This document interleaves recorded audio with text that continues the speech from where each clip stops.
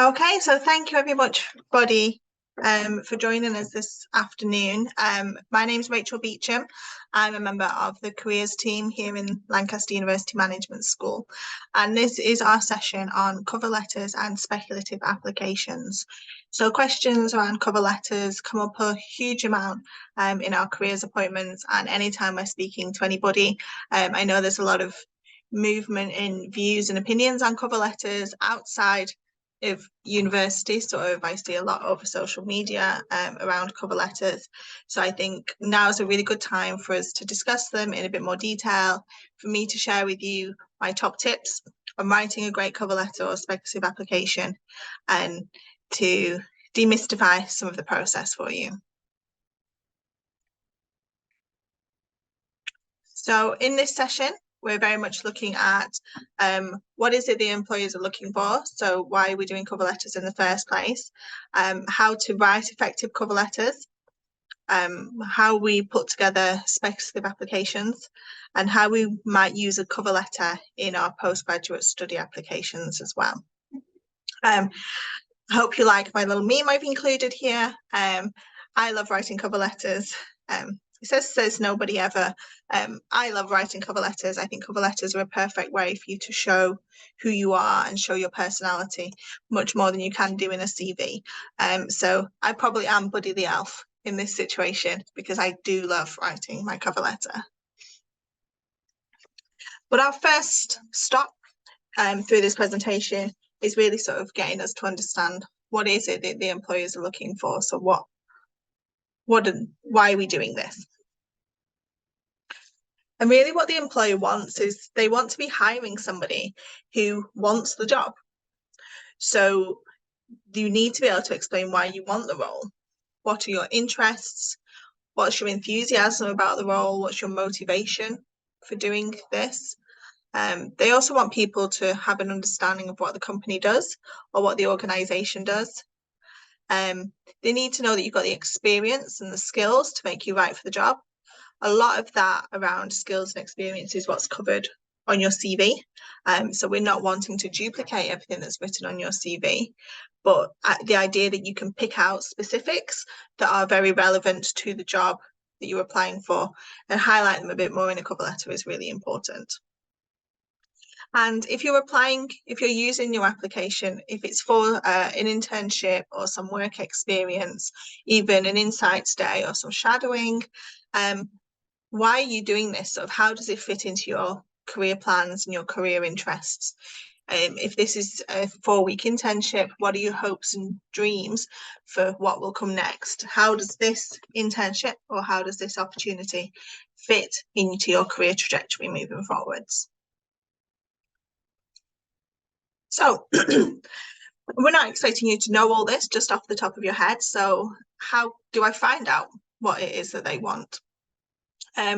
It's not guesswork. We don't want you to sort of run around and sort of figure out what's going on out there. You don't need to talk to everybody because a lot of this information is already being put out there into the wider world for anyone to access. You just need to make sure you're looking in the right places. So doing some research on the organisation, see if you can get an understanding of what sort of person works there. LinkedIn is a really great tool for you taking a look at the organisation and who's currently employed there. So what sort of person works there? What is their background? What skills do they have? How do I fit in to that model of an employee within that organisation? But then you can check out their website. So the majority of companies, pretty much all that you will take a look at, will have a page on their website or multiple around about us, about our service, about our team, about our values, our purpose, all these elements that they really want to show why they are special as an organisation and what it is that's unique to them. Take a look at those pages because that's where you can find out so much information that you can then relate to and refer back to in your cover letter. So if they're talking about certain values that they have as an organisation, if they align with your values, say that. Explain that one of the reasons you're wanting to work in that organisation is because your values are aligned with each other. If you're thinking about what kind of skills that they're looking for, websites such as prospects are really, really helpful for sort of providing lists of key skills for certain job roles. So if you're applying for a role as an in-house accountant, you can take a look at that on prospects and it will come up with a whole list of skills that an in-house accountant should have. So how do you match on to the skills? Do you have the skills? What are you really good at that fits in those skills, and how can you sell and promote that as much as possible in your application? And that's sort of the last way, but probably one of the most important ways that you can find out what the employers want is by talking to them. You know, go to the online networking events that they run, go to the job fairs that are happening. We've got a fair here in the management school on Thursday. Come along to that, speak to the employers then and there, get it directly from them, asking what it is that they're looking for. How can you make your application stand out from the crowd? And how can it be the very best it can be? So talk to people. So the ways that you can really make your application stand out is the fact that you will understand what the employee wants. Do you understand the skills that you have and the skills that you can offer? And that you sort of understand and respect the conventions of applying for the jobs. So with that, sort of with point 3 there, what we're saying is that you understand and respect those conventions, that you're not sort of taking it upon yourself to decide, actually, I'm really amazing as it is. They don't need a cover letter from me. My CV is enough. I've been told my CV is perfect, so I'm just going to send off my CV and that will be fine. Because to be honest with you, if they've asked for a cover letter, they want a cover letter. And if they've asked for a cover letter and you don't provide one, your application goes in the no pile because you've not met those basic requirements of what they have asked for with regards to your application. We'll go straight to it, looking into what we mean by an effective cover letter and how we can put one together. So, what is a cover letter? Is the document that sort of explains to the employer why you're sending your CV to them in the first place.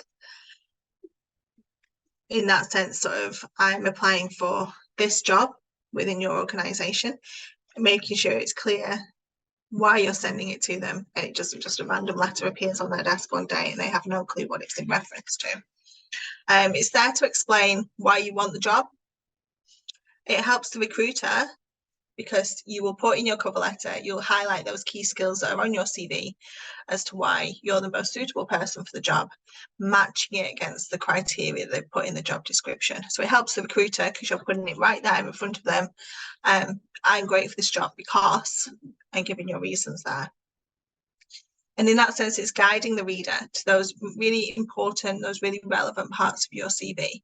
The CV can be, so we're always saying maximum 2 pages, certain sectors will just want 1 page, but it's still a lot of information to process. And we read statistics all the time, don't we, about how an employer might only look at your CV for 10 seconds. So we want to make sure that their eyes are guided to the most important parts of your CV, and your cover letter can do that. The cover letter will also demonstrate that you've researched the company and the role. So you're not just sending 200 applications off to every single organisation blindly. Your cover letter is the chance to show that you have looked at what they do, you have looked into the job specifically, and you want to apply. And then sort of the most important reason really is that it provides you with the opportunity to showcase who you are. We know that a CV is 1 or 2 pages long, depending on your sector. And they're very standard documents, you know, everybody's CV will be different, but they're very formulaic. You've got certain words that you're going to be included in there. It's a very standardized process. And it's really hard to understand who the person is behind that CV. And the cover letter allows you to do that, to showcase who you are as an individual, and who you are as a potential employee for that organisation. I just popped this up here because this comes around time and time again. I see it coming up over social media regularly. This tweet was from 2022. and got a lot of traction at the time, but it still comes up all the time. It popped up on TikTok over the weekend, lots about this. And this is the idea of like, no, I'm not writing a cover letter. It's some sort of corporate fan fiction about working for you. Ultimately, if your cover letter is fan fiction, it's a bad cover letter. If you're writing something that's false, if you're making something up about why you care about the organisation or why you want it when you don't really, maybe you need to ask yourself the question about, should I even be applying for this job in the first place? Cover letters have a huge importance in the recruitment process as it is. We can't just disengage from them at all. But if you're going to do it, you need to do it properly. Sort of some level of fan fiction isn't the way to write a good cover letter. So a format, it's nice, it's simple, it's good when I can give you a format and you can go away and go tick, tick, tick and meet those criteria. So it can be very intimidating, I think, looking at where you even start with writing a cover letter. Having that sort of blank Word document up open on your computer thinking, where do I even start with this? When you're writing the cover letter, we would always say that we're looking specifically into it being one side of A4 maximum, structured like a very standard letter format, sort of with your name and contact details up in the top right hand corner, starting it and introducing yourself, sort of, and write it to a named individual wherever possible. It's really disappointing when we would see a cover letter that just says, "Dear Sir / Madam." That's sort of not even taking a guess at who you're referring to. But you can generally find out hiring information through the job application itself. So quite often the job description will say, if you've got any further questions, contact. I might have a named individual there. You'll also have LinkedIn, and LinkedIn's a really useful tool to use to, again, pull up those names of individuals. So who's in charge of graduate recruitment at Capgemini? Okay, I can find this team of people. Oh yeah, this person's posted this job advert on LinkedIn. So actually I'm going to address it to that name and that individual. If it's not possible, if you've done lots of research and you're just not able to find a name, use Dear Hiring Manager. Dear Hiring Manager is it's a generic term, but it covers all bases. Don't try and gender who it is that you're addressing to, because it can be really frustrating if you say, "Dear Sir," and the hiring manager is a woman, for example. So Dear Hiring Manager or Dear Name. Then we're looking at a short introduction. So just explain what role you're applying for, with what organisation, and where you saw it advertised. So in this state, I could say, "Dear Hiring Manager, my name is Rachel Beecham. I'm an undergraduate business management student at Lancaster University. I'm currently applying for the role of junior consultant with Deloitte, as seen advertised in Careers Connect." And that's as simple as an introduction as you need to make. Then we break it down further for you. So specifically answering 3 questions, looking into why are you interested in working in that company? Why do you want this role? And why are you the best candidate for this job? We want to end on something nice and positive. So thank you very much for taking the time to look at my application. I look forward to hearing from you. And then yours sincerely and your name. So it's a nice, simple structure to use, and we will use it throughout. So just to break it down into a bit more sort of detail to what we might be looking. So for question 1, why are you interested in working with that company? So why are you interested in working in that company? Be specific. This is a chance for you to show that you've done your research. I've seen cover letters where it's simply said, I'm interested in applying for this company because it's in the Times Top 100 and it will look great on my CV. That's not specific. That doesn't give me any insights into why you're actually interested in working in this company. And actually it just seems very lazy because you've probably just written exactly the same for any of those Times Top 100 companies you've written to. So why is it this company over any other company are you interested in applying to? What is it that makes them stand out over others? Why are you interested in applying for PwC rather than applying for Deloitte? You know, it's very simple to sort of have a very generic answer that you're giving that is applicable to all those types of organizations. But what is it that stands out about that company that interests you? Next question is why that role? So why are you interested in that position with that company? Some graduate employers are recruiting for 100, 200 different roles every year in every cycle. So why have you chosen that one over any of the others? Again, it's a chance for you to be specific. Again, it's a chance for you to show that you've done your research and really sort of stand out that you've read the job description, you understand the role that you're applying for, and there's certain things in there that really do interest you and that you want to pick out from there as why you're applying for that job. And the last one is why you. So why are you the most suitable candidate for this job? Why you over the hundreds of other people that are applying? Why are you the best and most appropriate person to secure that job role? This is a chance for you to, this is where you're not repeating your CV. This is why you're doing something that stands out above anything else as to why you're the best person. So it's really difficult, and often we don't want to be seen that we're bragging. We don't want to be saying, oh yes, I'm amazing, because that's not the way. We're taught to be modest and calm in the way that things are done. But you know, it's your application and you have to stand out from the crowd. You've got to stand out from those hundreds of other people that are applying. And why you is the most important part of that cover letter, because it's really your chance to show your best and your most relevant qualities. It's not just repeating your CV, it's showing you as the most important person in that pile of applications as to why you are the most suitable person to do that job right now.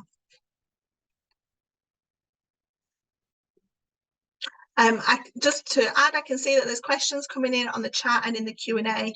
While I'm doing the presentation, I'm not able to sort of see those as they're going through, but I promise I will answer and address them all at the end when we've got time for questions. So do feel free to sort of keep popping them in the box as we're going through. With speculative applications. So this is our next one.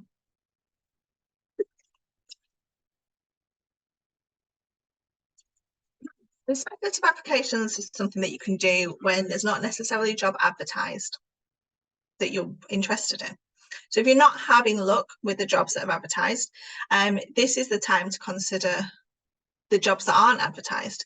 This hidden job market that people talk about, and when it's hidden, how on earth are you supposed to see it? And roles that are coming through in the hidden job market are ones that go to people within networks that maybe didn't exist until they found the perfect person.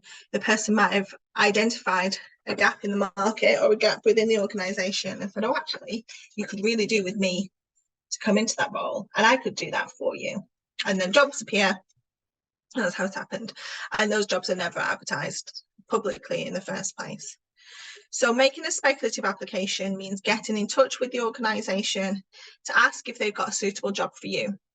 So they might not be advertising a particular vacancy, but this is you, this is your cover letter, this is your CV. I could be really great for you. I could be really great for your organisation. Is there a job that you can create for me? They provide you with a direct route into the company. And it gives you a great link with the recruiters. So making contact with those recruiters directly and promoting yourself in the very best light can lead to some permanent work. It can lead to a permanent graduate role. It could lead to some temporary work, some maybe a mini project that they've got going on. It can lead to internships, lead to placements, work shadowing opportunities. And if it doesn't lead to an opportunity right now, what it does do, it gives you great connections within that business. Because if you can promote yourself in a really positive light through these applications, through contacting them and promoting yourself, then they'll remember that. And if something isn't there right now, you might not hear from them. But 6 months down the line, when they're launching a new product, you might think, oh yeah, actually, there was someone from the university that got in touch with me not that long ago. Let me take a look, and then get in touch later on. I had a student who was interested in getting some work experience in a local law firm. Quite often the law firms won't necessarily advertise out on the big employer websites because it's a small local business, but that's where the student kind of wanted to pitch themselves. So they wrote some really nice speculative letters that they sent out to probably 5 or 6 law firms in the local area. Didn't hear anything back. It's a shame, but that happens sometimes. 4 months later, they got in touch with her and was like, oh, actually, you sound really interesting. Do you want to come in for some work experience over the summer? She said yes, she did.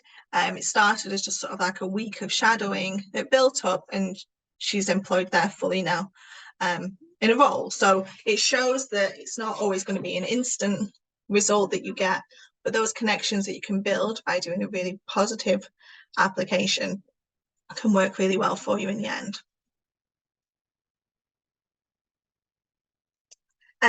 So it's identifying the employees is probably a really key part of what you can do with making a speculative application. So if you just send it out to every single person listed on a company's house in a certain area, that's not ideal. And it's not ideal for you because you probably don't want to work for most of those organizations anyway.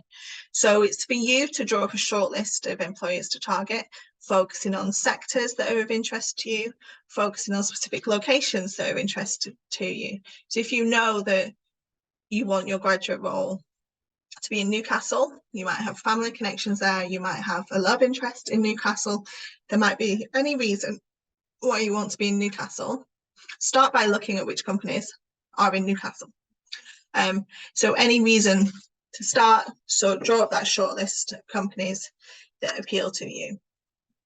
As a starting point, reach out to those that you've got a connection with already. So whether it's you've had previous work experience there, whether you've always wanted to work there as an organization, it's always appealed to you.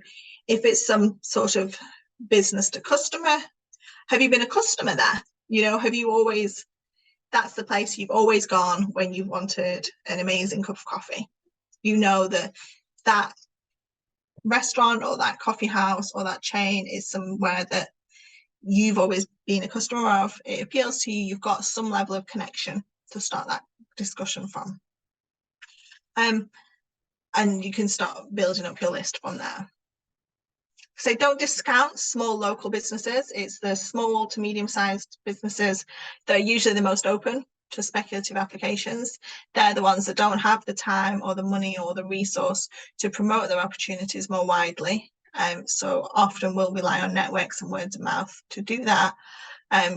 You can't be in their network unless you reach out to them. So any interest in working with SMEs, speculative applications are a really important way to do that. So once you've got your list of companies that we're going to approach, this is when we have to do something about it. We have to look at approaching them.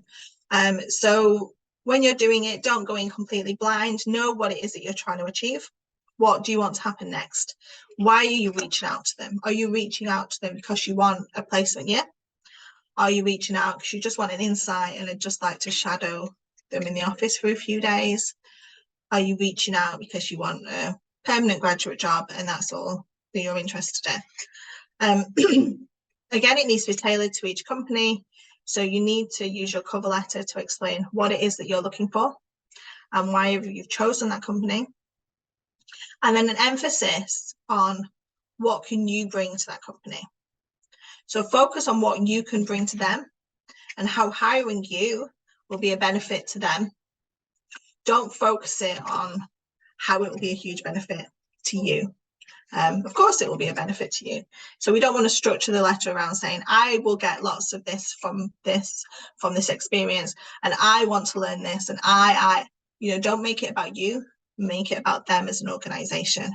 So you might say, I've got amazing skills in something. I feel this will be a huge benefit to the organisation because X, Y, Z. And you can put it into a positive spin for them. So why is hiring you or bringing you in for a project, why is that going to be a benefit to them? What can you bring to the company? So again, a nice little structure. You'll see similarities here with the other cover letter. So again, one side of A4 maximum. Again, letter format, contact details, top right, write into a named individual wherever possible. I think with the speculative application, it's almost easier to write to a named individual because you've done your research in deep dive to that organisation. You've maybe found stuff through LinkedIn who works there, pick out an individual in that organisation and contact them.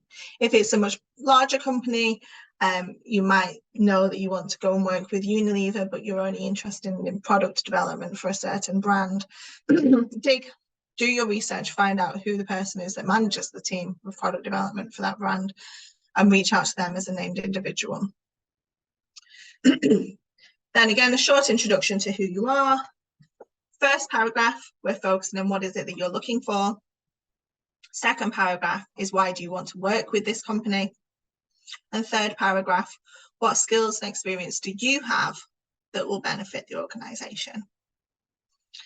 Put a nice positive ending on it and what should happen next. So how do you want them to reach out to you?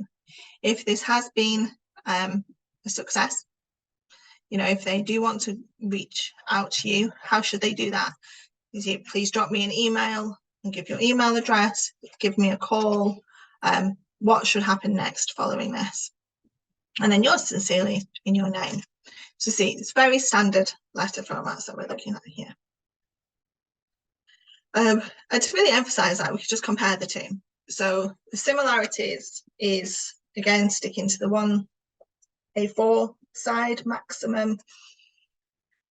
Make sure you provide your contact details on the letter and writing to named individuals wherever possible. 3 paragraphs for both. Why that company? Why do you want the role? And why are you the best candidate when you're applying for a specific role? And when we're looking into a speculative application, what are you looking for? Why do you want to work with a company? And how can you benefit the company with your skills and experience? Both letters will have a nice positive ending, giving some guidance on what should happen next, and then signed off with your name.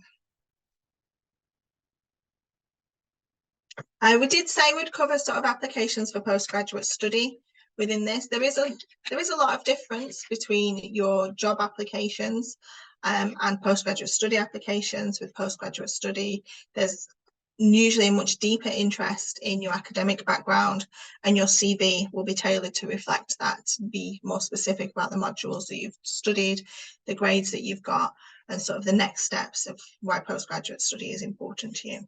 But some institutions, and not all, will want you to include a letter to support your application for postgraduate study. And again, you know, it's not going to be any surprise to you. It's a very similar format we're looking at again.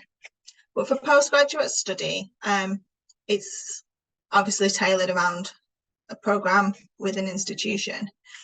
So same A4, contact details on it, and an introduction to you on which programme and which institution you're applying for. With our first paragraph, you're going to be showing that you've done some research into why you're interested in this programme. And when we're talking about this programme, I don't just mean the programme of study, but I mean the institution as well. So why are you applying for MSc Finance at Liverpool University? What is it about the programme at Liverpool that is of most interest to you? Why does the programme in itself and the fact that it's at Liverpool University stand out to you above all others?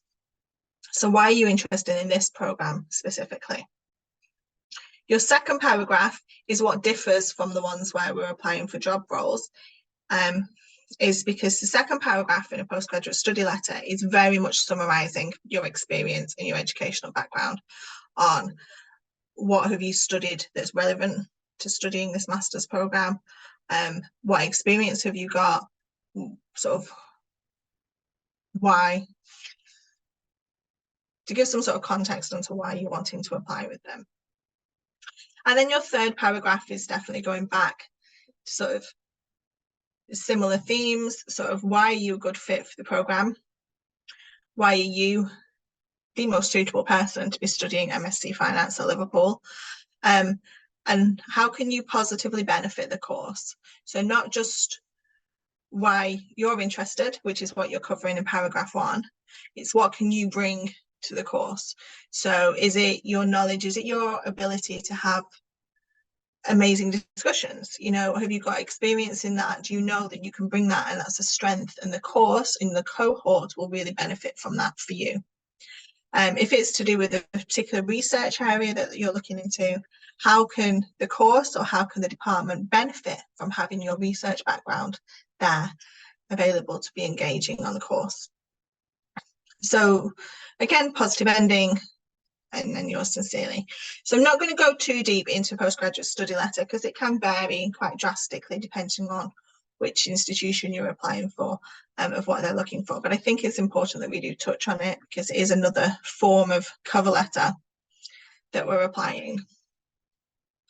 So I've stuck to time very well. I'm very proud of myself here.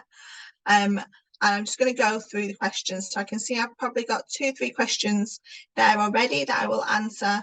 But if you have any more, please do just drop them in. I can see the chat and the Q&A box as well. So I will stop sharing my screen for now. And I will look at questions. So just give me one moment. Yes, Oscar. So Oscar's asked if there's a way to get the slides afterwards. We will make sure that they're shared afterwards to those who registered to attend the session, and the recording will be made available as well. So I'll talk to my colleague in the team to see where the recording will be shared. It's very likely it will go on YouTube, but the slides will be shared to everybody after the session. So thank you. And Q&A.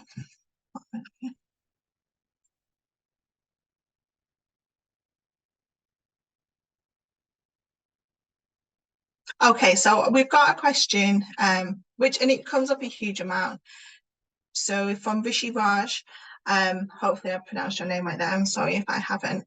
And it is this frustration really about why do companies require both a CV and cover letter? Applying for lots of internships a week, making sure that they're quality internships, feel like it takes a huge amount of time, and it does. And then just to be rejected or ghosted by organisations, it's not nice. And it's not, and I agree with you, that to make a really, really good job application, you have to take the time and effort into tailoring it, into making it good with what's coming through. And then when you're ghosted by an organisation, it hurts. And it's very frustrating because you've got millions of other things that you have to do at once. All I can say is it's poor practice. You know, organisations shouldn't be ghosting you. If you have been rejected, ask for feedback on why that might be. And similarly, if you're feeling like you're getting lots of rejections, come and see the careers team in the management school. We can take a look at your CV and cover letters to give you feedback, to maybe we can identify what it is that's been rejected. But it's a balance, and yeah, there's no straight answer to it really. Companies, it's standard practice in the UK to have CVs and cover letters. Like I mentioned earlier on, there's the different things that you include. So CVs are very standard, they're very factual, there's that information there. And the cover letter is really why you're interested in that organisation above all others, why you're interested in that role above all others. And for many, it will be a case of they will read the cover letter. If they're interested in you in the cover letter, then they'll take a look at the CV. If not, it can just get dismissed. And it's a frustrating, it's a time-consuming process. We can dislike it all we want, we can hate it all we want, and we can rebel against it all we want, but that's the system as it is. It's the system that we're operating in. And if we want to get into the next stage. It's the game that we have to play, unfortunately. But if you do think you're getting lots of rejections when you've got what you consider to be a good application, come down and see someone in the careers team, because we might be able to pick out something that's going on there. And the next question is from someone sort of say, what do I do if I know the name of the hiring manager, but not their gender identity? Should I address their name straight away instead of putting Mr. in front of it? Yes, you're right. We shouldn't be making any assumptions if it's not clear on which way they identify based off what you found. Sort of some might have on LinkedIn, they might have their pronouns listed. So if they have it listed as Rachel Beecham, she, her, you could say that I'm Ms. And use that. But if not, it's perfectly fine just to address to dear Rachel Beecham or dear name.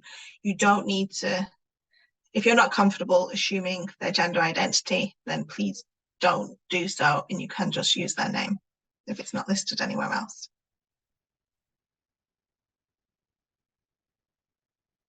Okay, so I don't have any more questions that have come in. Thank you so much for everybody for joining us today. Like I said, the session has been recorded and will be shared with attendees, and I'll figure out where it's going. Like I said, probably go on YouTube, but we'll see from there. But thank you so much for everyone for coming. Please don't forget that you can come and engage with the LUMS Careers team at times to suit you. You can drop us an email to the LUMS Careers team, or you come along to our fair on Thursday. So we're here from 11 till 3 in the hub area. We've got just over 20 employers coming along that are looking to recruit students. So come along, see the employers that we've got here, speak to a member of the careers team then. Okay, but it's been very, very lovely to speak to you all virtually. Oh, I have another question coming in. There's one more. Do we have to tailor our cover letter for every single job that we're applying to? Yes. Yes, you do. A good cover letter is tailored specifically to that organisation and to that job. So, yes, a new cover letter. Once you get into the pattern of writing cover letters, it does become much easier, and you can maybe reuse some bits or twist some bits or tweak some bits. You don't have to start with a blank piece of paper every time. But yes, the document itself does need to be tailored to each that you're applying for. And you can refer to your CV. I think I see that as a second bit. Can we refer to the CV in our cover letter more than once? Yes. Don't just keep saying, just look at my CV. Please look at my CV. Please look at my CV. But you can say, as referenced in my CV, I have experience in X, Y, Z, and this is relevant because. So just go into a bit more detail on it if you're going to reference it. Yeah. But again, thank you very much. Oh, we have got one more question coming in. So let me see. I'm only getting rejections for string weeks so far. How do I figure out what I'm missing? It's getting me rejected. Sometimes it's really hard for you to see yourself. So the reasons why you've been rejected, we don't know, and we don't always know unless we manage to speak to the recruiters directly. So if you do get a chance to ask for feedback, do and see what they say. If they don't, and you're not able to pick something out, you can get your peers to take a look and see if anything's jumping out to them, or you can just reach out to the careers team. So come and see us, let us take a look at your applications and see if there's anything that's flagging up as to why you might be getting rejected for these positions. We have a hand raised. Would you like to ask a question?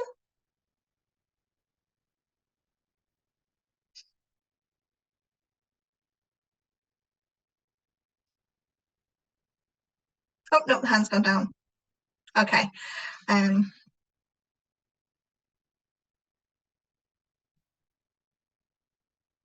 Question about applying for spring weeks if you're graduating in 2027. That's not quite specific to your situation. So I'm trying to, I don't even know the dates where we are. The spring weeks are generally happen between your first and second year. So if that's the time frame that we're looking at for you, but I don't know your background, you're probably best to just come down and sort of chat with a member of the careers team rather than me trying to work out dates while we're on this chat now. But like I said, thank you very much for coming along today, and do come and see the careers team if you have any more questions.